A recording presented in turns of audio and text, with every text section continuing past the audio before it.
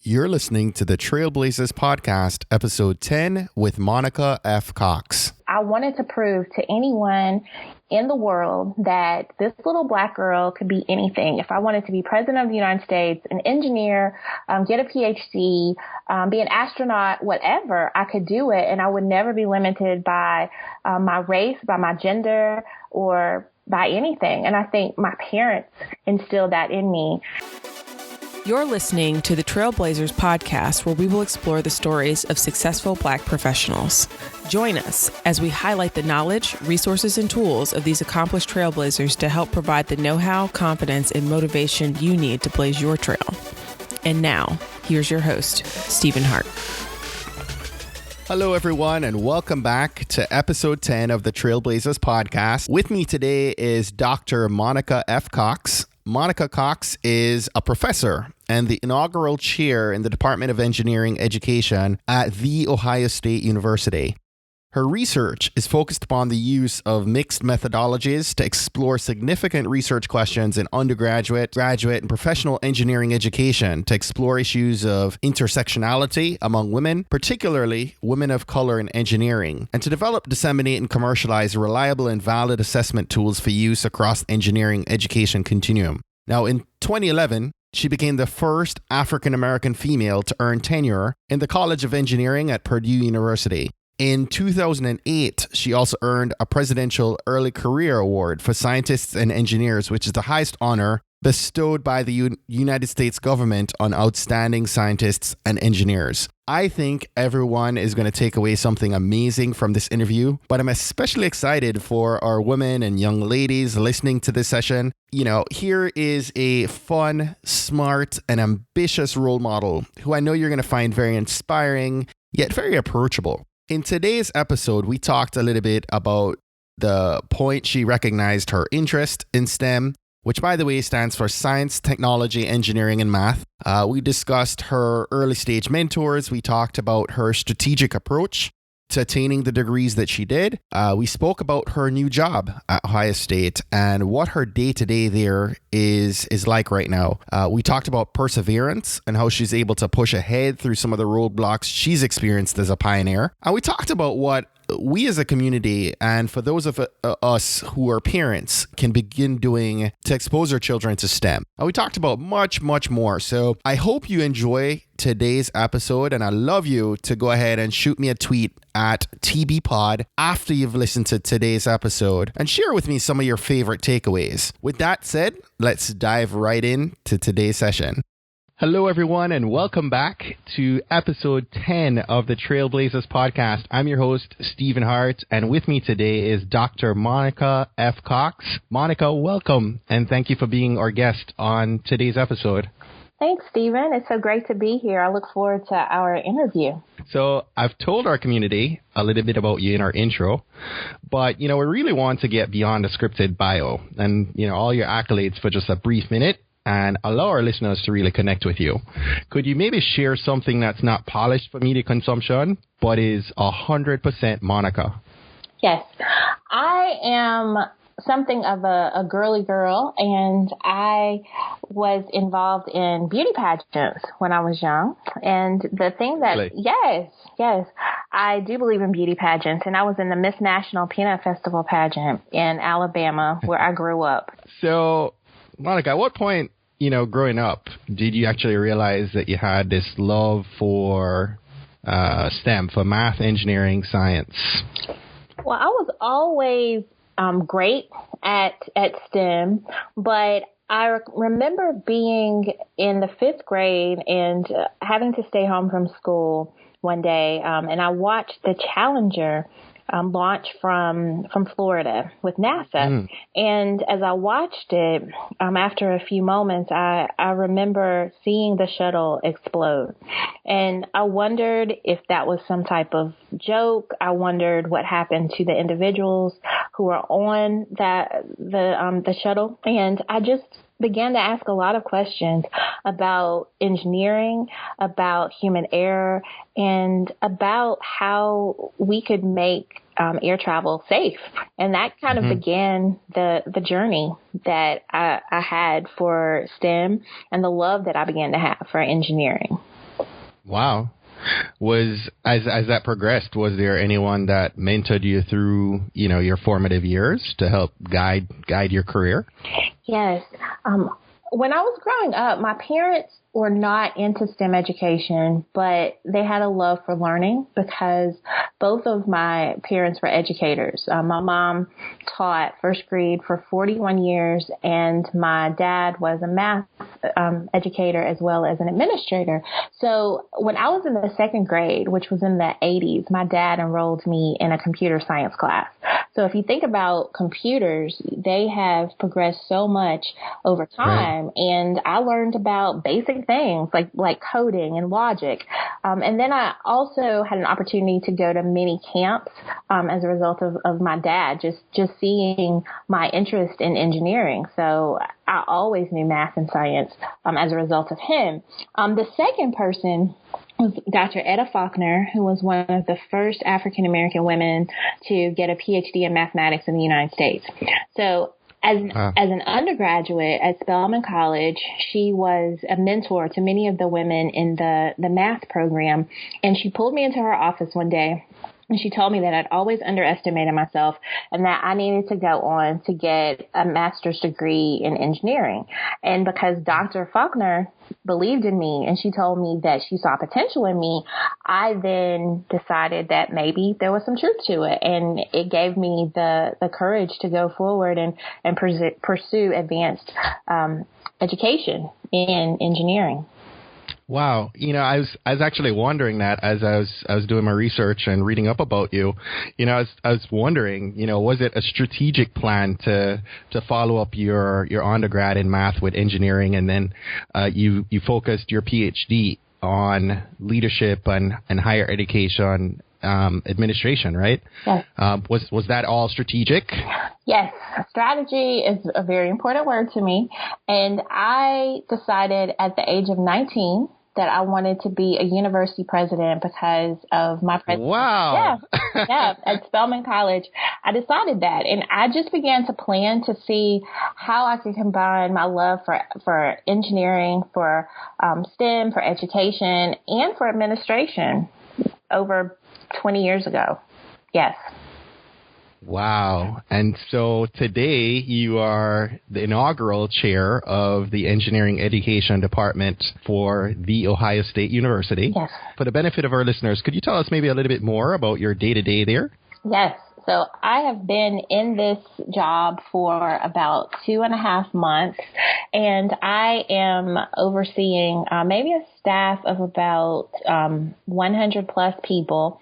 We are now starting a doctoral program. We're hiring faculty. We just completed a search with faculty and with potential faculty, and I have an opportunity to continue my research while also starting a department in the College of Engineering at Ohio State. So, what gets you up every day? What's some of the things that you've enjoyed most so far? Well, I think that people have a hunger for leadership, and I enjoy going to work and being with people who want someone to help make quality decisions that affect their lives, but also affect the lives of students.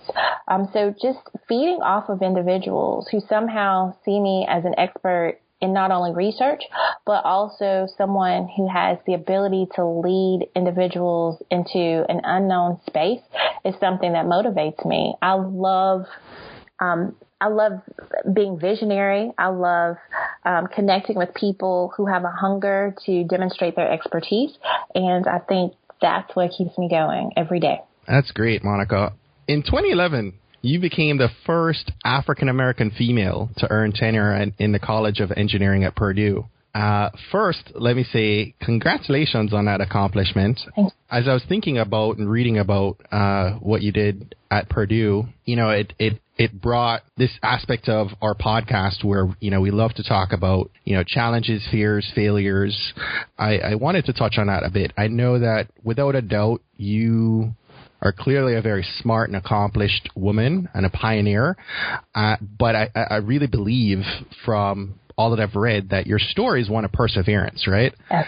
So, I've given this thought, and I imagine your past years on your journey, where you've likely managed many different teams of researchers to be able to write now 100 plus publications. Yes.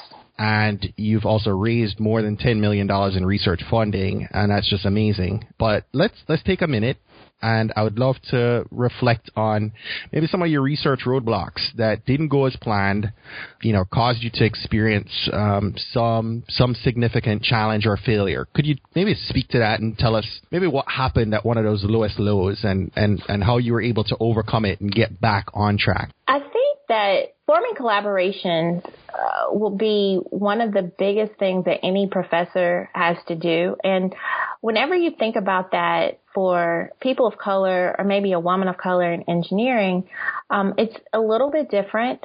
Research does talk about the isolation and the marginalization that many women of color face. And I was no different in my environment. Just introducing who I was to people and letting people know the role that I could play on projects has always kind of been something of a challenge.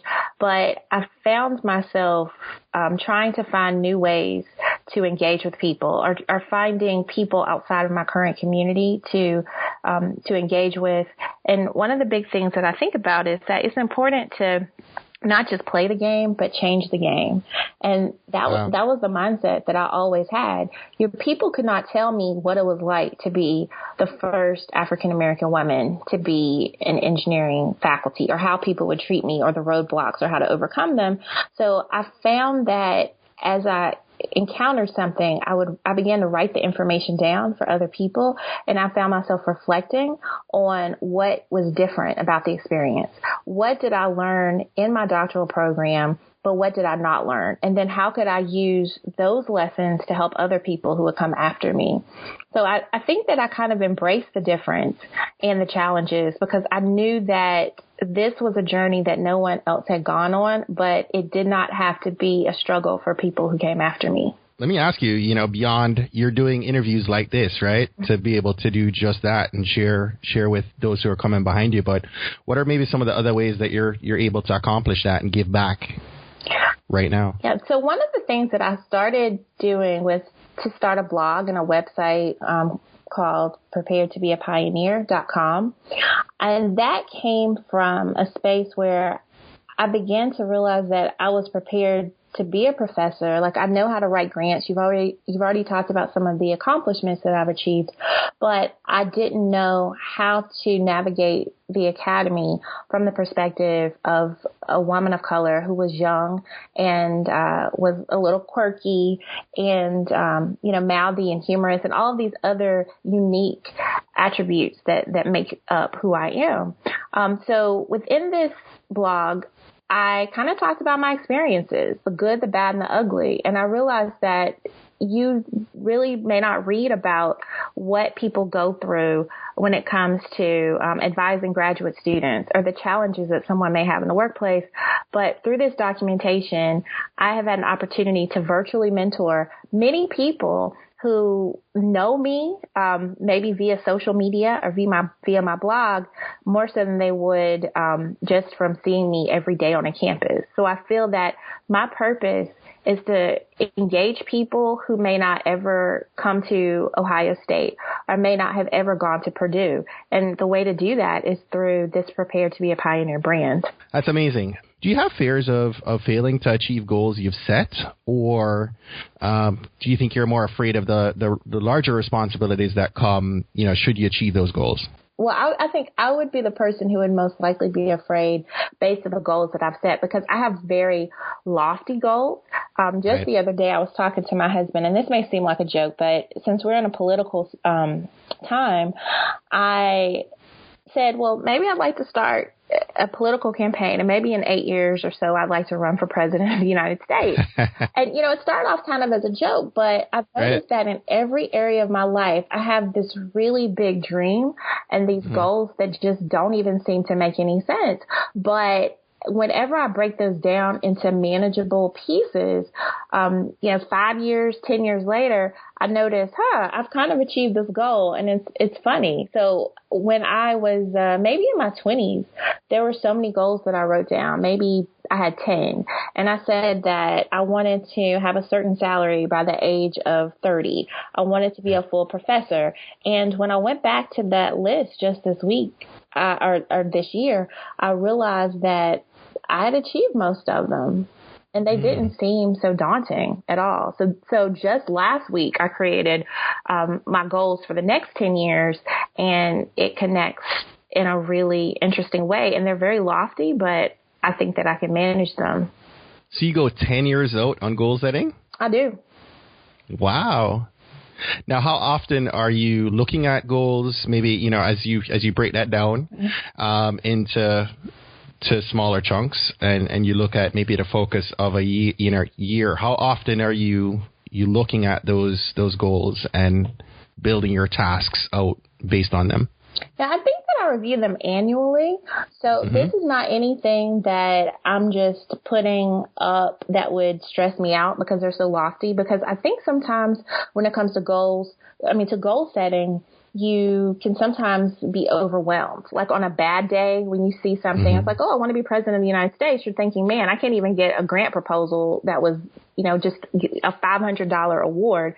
So how am I going to be president of the United States? Or people aren't even listening to me today. But I think having the space to reflect upon those goals is important, and having that right environment is great, because I think that it requires a wonderful time of reflection where you celebrate the good things that happened the previous year, but you also realistically encourage yourself for the next year. And you break down those goals into manageable pieces for that moment. Maybe it's that week or that month or the next 6 months, but you have to look at everything incrementally so that you can achieve that lofty goal. That's really good. So I know that you have had an interest in developing tools that improve STEM curriculum in post-secondary classrooms. I'm a parent of a 5-year-old daughter and a 1-year-old son, and I'm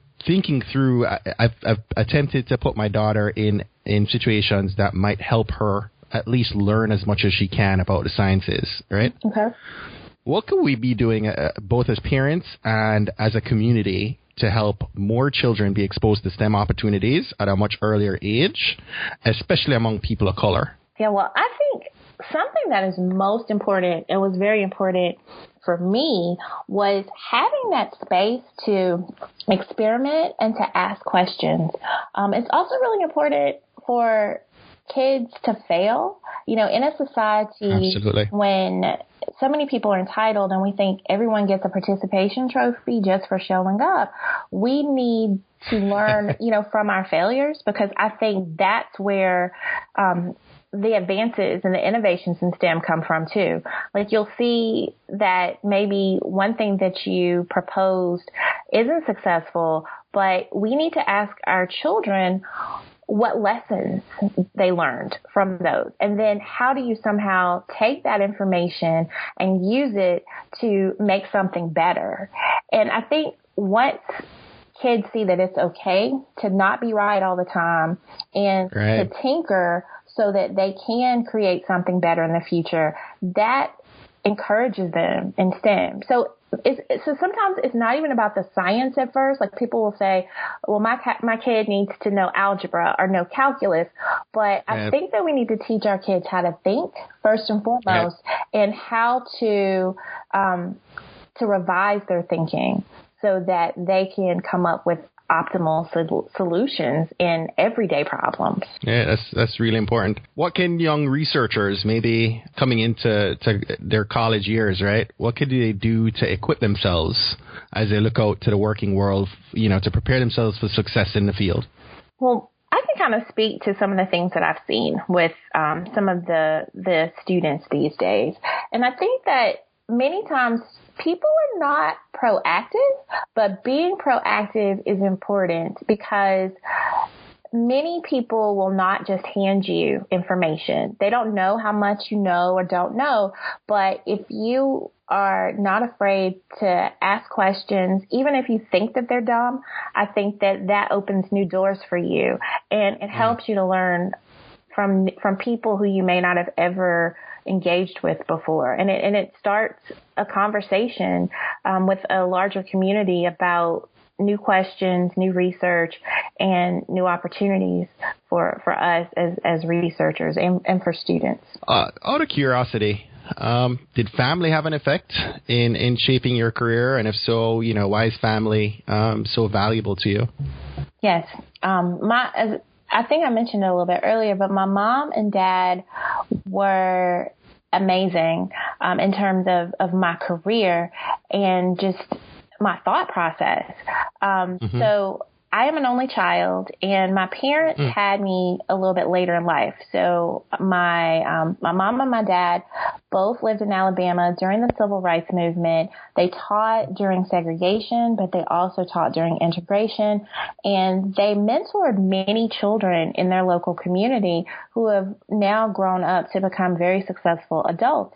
And one of the stories that I think helped me to even think about education is being with my mom and dad, maybe when I was 4 or 5 years old, just going through Alabama, rural Alabama where we lived, and seeing members of the Ku Klux Klan outside at a rally.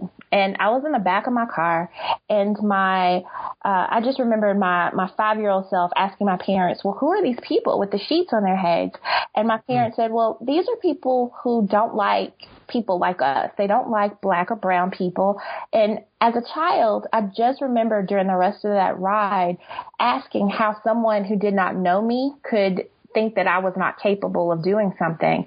And that is something that stayed with me for the rest of my life. And I think it helped me to not be fearless, because I wanted to prove to anyone in the world that this little black girl could be anything. If I wanted to be president of the United States, an engineer, get a PhD, be an astronaut, whatever, I could do it. And I would never be limited by my race, by my gender, or by anything. And I think my parents instilled that in me.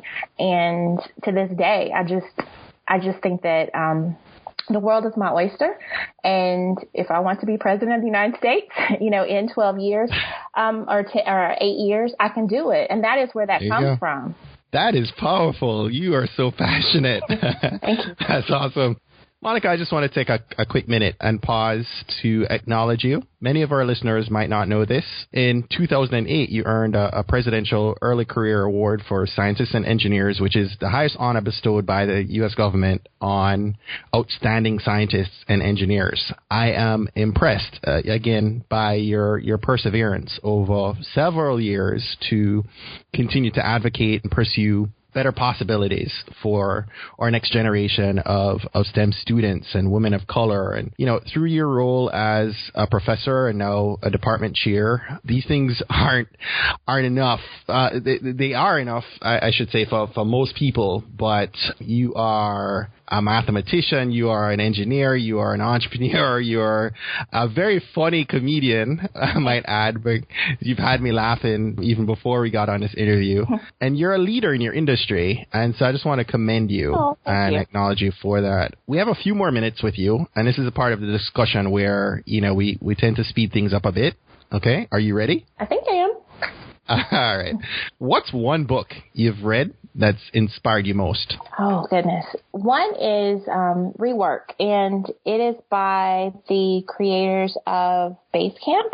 And I remembered this one chapter, and the chapters are very short in this book, and it talks about innovation and entrepreneurship and lessons learned.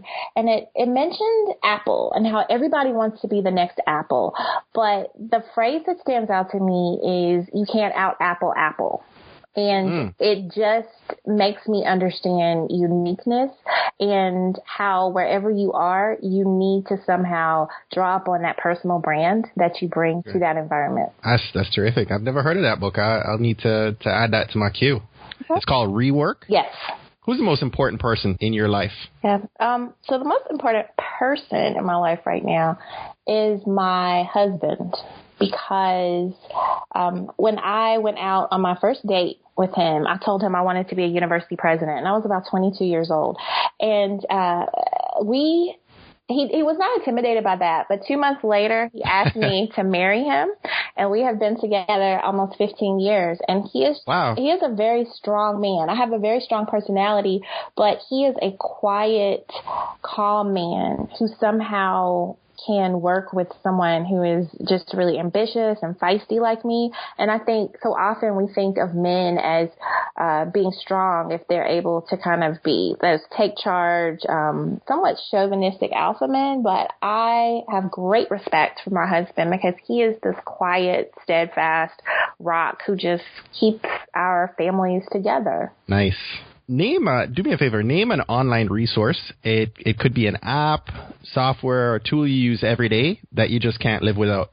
I'm going to be really simple when I say this, but Microsoft Office's calendar is amazing because I have so many competing interests. And so often you think that it's something like really advanced that will help you. But for me, it's just having that ability to connect with people very efficiently and quickly. So I just recommend just having great tools that help you to stay on top of stuff. And being organized. Yes. Monica, why is it important that you volunteer and give back of your time, your talents, and your treasures? Yeah, I think that we need to pay it forward. I believe in paying things forward because I would not be where I am if it had not been for people who sewed time into me, and just people who saw that country girl from Alabama who had never taken calculus and who did not kind of even know what an engineer was. People doing that for me is important. And so I always think about this in terms of my relationships. I invest in people, not buildings. And I think that's how you really make the biggest impact in life. So volunteering is great. And for me, obviously, volunteering is mentoring. Yes. There's truth in those words. I love that. Invest in people, not buildings. Yes. That's great. If you could travel back in time, back to the future style, what would you go back and share with your 22-year-old self? I would tell myself to dream even bigger than I thought that I could dream then. Just recently, I kind of saw myself, as an entrepreneur. You mentioned that, but I also want to be a media mogul. I think that it's important to disseminate information in STEM education. When I look at TV, for example, I'm seeing some images that I don't like in reality shows and, just representations of people of color. And I think that I would have wanted to become a filmmaker or kind of learn more about drama so that I could find new ways to disseminate the knowledge that I've learned within STEM. I'm going to pause you. You have so much happening in your life right now, yet you have so many ideas about what you can still become when you grow up, right? Oh, yes. What is it about you that allows you to think beyond where you are, which is so busy as it is? So if I could just step back for just a moment, I did take this strength finder. It's not a strength finder, but it's more of a tool that I took, and it talks about how I'm a nurturer, but I'm also an empire builder at the same time. And there's a hunger and a love that I have for people that makes me want to find new ways to connect to people. And the empire builder side of me is the one that's trying to find breadth. So how can I do this in a new way? Instead of just being a professor, which reaches this kind of elitist type group, then how do I connect to the people who are in Alabama, the people from my community who maybe don't have access to the things that I have? And I think my hunger to do so much comes from wanting to impact as many people as I can. And that's where the ideas come from, too. I feel like I connect to you in so many ways in that, because, and that's the reason I kind of brought you back to this. I have an extremely busy full-time day, and two little crumb snatchers that take everything of me until well into the night. And I'm finding the desire to push through all of that to do this podcast. And as you touched on a moment ago, shine a different light on people of color than what we're oftentimes seeing in media and hearing in the media today. And so I appreciate that. I appreciate you sharing that. I hope that inspires some of the listeners that say, well, I don't have the time, or, I don't think I can do that. I think your story is so inspiring, and it should help those listening to say, you know what, I can do it. And, realize that the only limitation is the one you place on yourself. Thank you. And, I would like to add one other thing, though, about that. And it comes back to education. And at the core of it, we're about building people. And whenever you plant something within someone and they now have the courage, the knowledge, or the resources to do something, you can then move to something else. And so I think that if we kind of look at every venture as a place where we're developing individuals who can now duplicate our efforts, then that's also how we're able to do so many things as well. And even looking at you with your podcast is an amazing way to educate individuals, because someone's going to listen to this and then it's going to change his or her life, and then that will change someone else's life too. And so you begin to see the multiplier. And I think that's why we do what we do too, because we know that it's just not about us, but what we do at this moment is going to potentially impact hundreds, if not thousands of other people, and it's going to live beyond our own lives. That's so true. Thank you for sharing that. You're welcome. We're kind of approaching the end of our time. And so I wanted to invite you to take a couple minutes and just impart some actionable insight. You've been doing a great job of that through this session, but share some actionable tips, strategies, inspiration to really help us elevate our game today and blaze our trail. Yes. So I think that it comes back to this theme that I've been talking about throughout the podcast, which is people. And I think that it's important to connect with people who share your values and people who somehow want to see the best in you. They believe the best of you, and they want to work with you to achieve great things. I could say that I've worked with many people who are talented, people who have resources, people who maybe are even connected, but if there was no connection between myself and those individuals, it made the work very difficult. And I think that if I could go back, thinking of a previous question, to tell myself anything, I would say really work on developing those relationships and just work with people who want to do great things also. Build that relationship equity. Yes. I am so happy that we connected over Twitter. Yes, connectivity, people. I love it. Thank you for me. Thanks. Guys, listen, Monica and I met over Twitter a couple weeks ago. And, this is what we're talking about. You guys need to step outside and really reach out and begin building relationships. Social media provides such an amazing avenue for you to reach anyone, anywhere. Just in the space of the last 2 or 3 weeks, I've been able to meet people like Monica and have this conversation that now lives on forever and impacts so many people, as you echoed a moment ago. So that's just great, and I'm really happy we connected. I appreciate you taking the time out of your super busy, ambitious life to share your story. It's very powerful, and I know you're going to impact so many, little girls and big girls too, who have, so many young entrepreneurs, young female entrepreneurs have reached out to me in the last week. And, I was just looking forward to having the conversation with you, because I know they're going to be inspired by your story in a big way. So thank you. Thanks so much for what you do. I just want to encourage you to continue to do what you do, because it's making an amazing difference. And this has made my week. Thank you. Well, thank you so much. I appreciate you being here. Oh, thanks. Thanks again for listening to this episode of the Trailblazers podcast. I hope everyone is on fire and ready to set some lofty goals and begin taking action today after you've listened to this episode with Monica. Now, if you're on Twitter, I'd love you to shoot me a tweet right now at TBPod and tell me what you loved most about today's episode. You can also connect with Monica on Twitter at MONICAFCOX at Monica F. Cox. I'm going to post links to all of her recommendations for books and other resources on our show notes page, and you can go to tbpod.com/episode 10 to access those. If you enjoyed today's episode, I really need your help. I want you to open an email or a new social media post right now.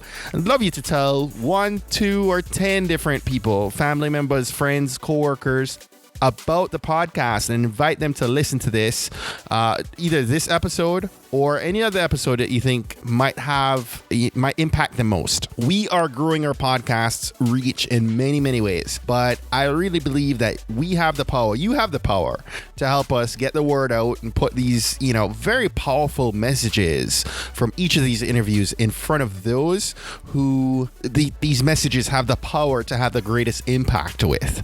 And as Monica shared today, someone listening to this episode might be changed by this message and go on to change the world for many others in the process. So once again, I thank you all so very much for listening to this episode and to our podcast in general. I want you to go out, rise above, go way beyond, and pursue your greatest you.